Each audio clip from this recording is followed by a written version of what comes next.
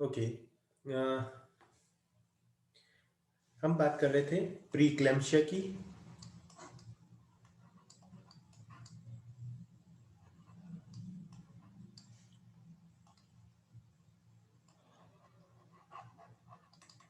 And pre क्लैम्सिया में हमने risk factor की बात कर रहे थे। रिस्क फैक्टर में हमने बात की थी जेनेटिक की, मैटरनल कॉज की, ऑब्स्ट्रक्टिव कॉज की, देन मेडिकल कॉजेज की, एंड लास्ट कॉज हमारा रह गया था और वो था हमारा placental cause.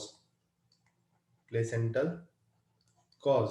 And placental cause में क्या कॉज आएगा? एक ही कॉज है, प्लेसेंटल इस्चीमिया। Placental ischaemia.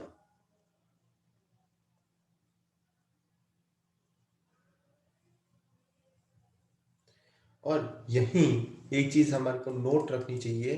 और नोट क्या है?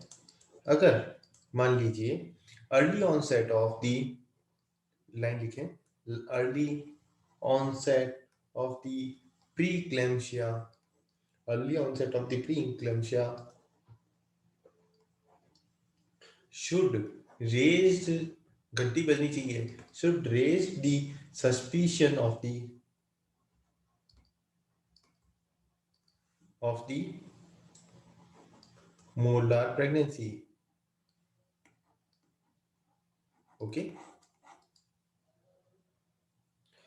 एक अच्छी चीज बताते हैं, स्मोकिंग।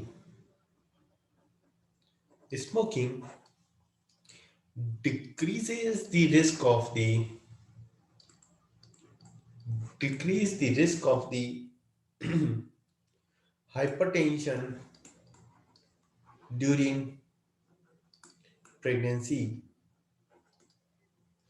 Even this, एक नोट और साथ में कर लो, स्मोकिंग कौन कौन सी चीजों को डिक्रीज करता है ये भी हमारे को पता होना चाहिए। First thing, decrease the hypertension during the pregnancy. And second, risk किसको कम करता है? फाइब्रॉइड को, फाइब्रॉइड को। एंड थर्ड, किसको डिक्रीज करता है? एंडोमेट्रियोसिस को, एंडोमेट्रियोसिस को। ओके। तो हम आज तक सब में पढ़ते आते हैं कि स्मोकिंग इसका रिस्क फैक्टर है, इसका रिस्क फैक्टर है, बट हमारे को ये भी पता होना चाहिए smoking decreases the risk of the hypertension during the pregnancy, smoking decrease the risk in the cases of the fibroid and decrease the risk for the endometriosis. Okay. तो ये इंपॉर्टेंट क्वेश्चंस होते हैं। देन अगर बात करें pre क्लैम्सिया के grade की, तो वो दो तरीके से हैं। तो उनको ग्रेड को हम किस तरीके से पढ़ सकते हैं? Just hold a second. तो वहां पे हम एक टेबल बनाते हैं, और टेबल कैसे रहेगी? माइल्ड एंड सीवियर केसेस की। There is a mild preeclampsia, here severe cases of the preeclampsia. तो अगर हम बात करें डायस्टोलिक ब्लड प्रेशर की, तो diastolic blood pressure in mild cases में कितना रहना चाहिए? लेस देन 100, सीवियर में greater than and equal to 110। Okay. Then बात करें प्रोटीनूरिया की, प्रोटीनूरिया की, देन प्रोटीनूरिया कितना रहेगा? यहाँ पे प्रेजेंट है, बट यहाँ पे प्लस प्लस मिलेगा। ओके। हेडेक की बात करें, हेडेक माइल्ड में नहीं मिलेगा, बट सीवियर केसेस में हेडेक भी मिलेगा। Visual disturbance, visual disturbance, VD, visual disturbance भी सीवियर केसेस में देखने को मिलेगी। इसी तरीके से हमारे को upper abdominal, upper abdominal pain भी सीवियर केस में देखने को मिलेगा। देन ओलिगूरिया, ओलिगूरिया, ओलिगूरिया भी हमारे को सीवियर केस में देखने को मिलेगा। देन नेक्स्ट, कन्वर्जन,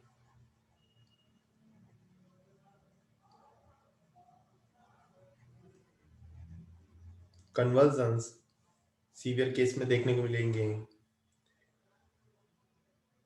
देन अगर बात करें सीरम क्रिएट की, सीरम ब्लड यूरिया नाइट्रोजन की या यूरिक एसिड की, तो ये सारे के सारे नॉर्मल मिलेंगे माइल्ड केसेस के अंदर, बट सीवियर केसेस में क्या मिलेंगे, इंक्रीज मिलेंगे। ओके,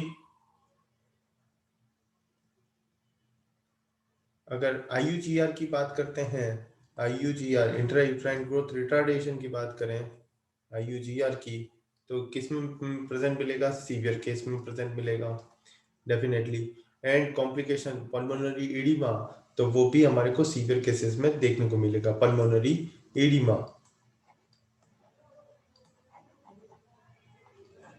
ओके, तो what are the predictive factors for the pre eclampsia, क्या चांसेस बनते हैं, तो वहां पे प्रिडिक्टिव फैक्टर्स भी हमारे को पता होने चाहिए।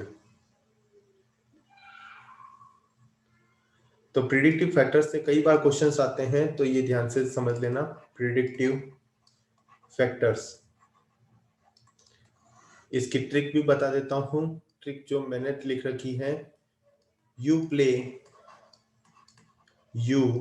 Play card, CARD card first, you play card first. Okay, कैसे हैं predictive factors, first predictive factor है uric acid, and uric acid level is greater than 5.9 mg per dl at 24 week. ये कुछ प्रिडिक्टिव फैक्टर्स हैं जिसके base पे कह सकते हैं प्री इक्लेम्सिया हो सकता है। देन प्ले का आता है, जस्ट होल्ड अ सेकेंड,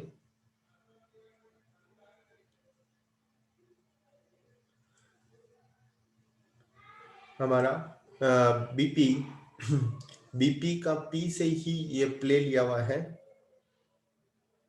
जिसमें आता है maternal arterial pressure, mean arterial pressure is greater than or equal to 90 mm of Hg in second trimester, second try। then next calcium in urine, card का calcium in urine level is less than and equal to 12 mg per dl। then A means the angiotensin sensitive test,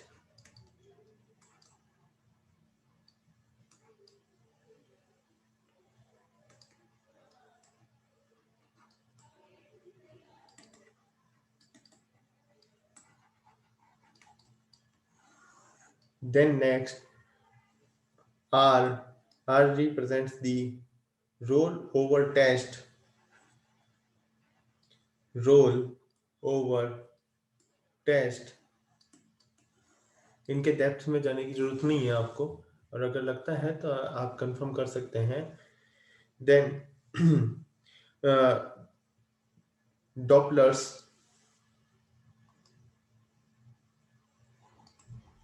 Doppler USG, Doppler USG,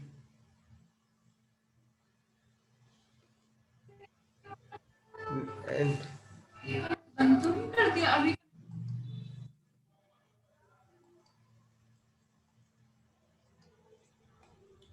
and last F means the fibronectin।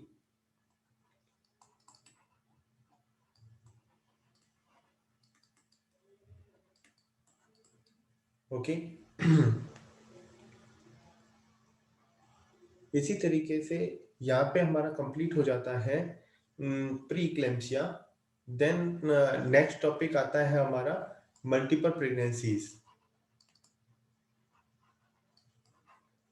Multiple pregnancies. Okay, क्योंकि अब ops के अंदर दो ही topic आपके बचते हैं, एक बचता है हमारा multiple pregnancy and last one is the mall presentations. Okay, तो अगर आप चाहें तो ये आज हम कंप्लीट कर सकते हैं, अदरवाइज हम नेक्स्ट सेशन में ये 2 टॉपिक लेके फिर हम गायनी की स्टार्ट कर देंगे। तो आप बता दीजिए कि क्या, हाँ सर कंटिन्यू कर दीजिए, अदरवाइज हम इसको यहाँ पे स्टॉप कर देंगे।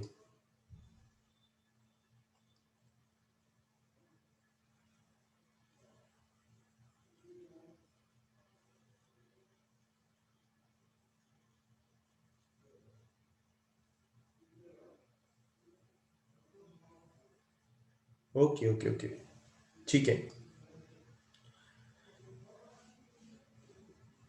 Okay, thank you everyone. Next lecture में हम कंटिन्यू करेंगे multiple pregnancy and mall presentations पे। तो अगर आप भी पढ़ना चाहते हैं तो आप अपनी सॉस से, दत्ता से पढ़ सकते हो जी, ठीक है। तो thank you everyone. Thank you sir.